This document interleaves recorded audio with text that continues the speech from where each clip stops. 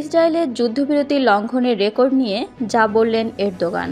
ইসরায়েলের যুদ্ধবিরতি লঙ্ঘনের যে ইতিহাস রয়েছে তার তীব্র সমালোচনা করেছেন তুরস্কের প্রেসিডেন্ট রিসেপ তাইয়েপ এরদোগান। সেই সঙ্গে তিনি আন্তর্জাতিক সম্প্রদায়কে গাজার সম্ভাব্য যুদ্ধবিরতি লঙ্ঘন রোধে উদ্যোগী হওয়ার আহ্বান জানিয়েছেন। তুরস্কের প্রেসিডেন্ট আদানা প্রদেশের নিজ দলের প্রাদেশিক কংগ্রেসে দেয়া এক ভাষণে এরদোগান এ আহ্বান জানান। তিনি বলেন, ইসরায়েল বিশেষত প্রধানমন্ত্রী বেনিয়ামিন নেতানিয়াহু যুদ্ধবিরতি ভঙ্গের ব্যাপারে একটি বিশাল রেকর্ড অর্জন করেছেন। এবার গাজায় এমনটি আর ঘটতে দেওয়া উচিত নয়। গাজায় ইসরায়েলের 467 দিনের আগ্রাসনকে গণহত্যা ও হত্যাযোগ্য আখ্যায়িত করে তুর্কি প্রেসিডেন্ট 467 দিনের নিষ্ঠুরতা সত্ত্বেও ইসরায়েল আমাদের গাজার ভাই বোনদের প্রতিরোধের ইচ্ছা ভাঙতে পারেনি।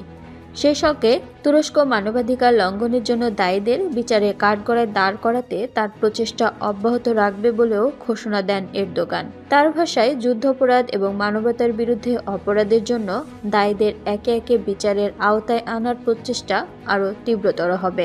একই সঙ্গে যুদ্ধবিরতি চলাকালীন গাজার ক্ষত নিরাময়ে তুরস্ক সর্বাত্মক প্রচেষ্টা চালাবে বলেও উল্লেখ করেন এরদোগান। এ সময় সিরিয়ার বিষয়ে তুর্কি প্রেসিডেন্ট বলেন, সিরিয়াকে 3 ভাগে বিভক্ত করার ইসরায়েলি প্রকল্প ভেঙে পড়েছে। সেই সঙ্গে তুরস্ক যুদ্ধবিধ্বস্ত অঞ্চলের পুনর্গঠন এবং মানবিক সহায়তা দানে প্রতিশ্রুতিবদ্ধ বলেও উল্লেখ করেন তিনি। যুদ্ধবিরতির পটভূমি: গত বুধবার কাতার ঘোষণা করে যে ইসরায়েল এবং হামাসের মধ্যে 3 ধাপের একটি যুদ্ধবিরতি চুক্তি হয়েছে।